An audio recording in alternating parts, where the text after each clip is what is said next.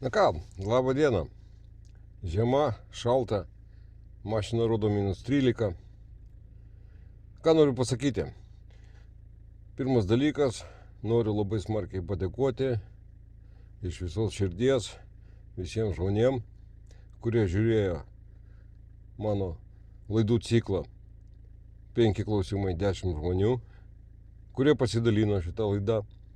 Ir žinoma, didžiausias ačiū tiem, kurie prisidėjo finansais prie mūsų pinigų rinkimo 210 atskiram šturmų pulkui Ukrainos kariuomenės. Didžiulis ačiū visiems, kurie sutiko dalyvauti šitoj laidoj ir davė interviu, prisiminė apie tai, kaip prasidėjo karas ir kaip jie padėjinėjo Ukrainai. Mes surinkom nemažą sumą pinigų, iš tikrųjų aš nesitikėjau to. Nupirktos yra mašinos, jos baigsis to remontuotis, tvarkytis ir jas nuvarys į Ukrainą į 210 pulką. Vyram jos labai reikalingos. Didelis visiems ačiū. Iki kitų susitikimų.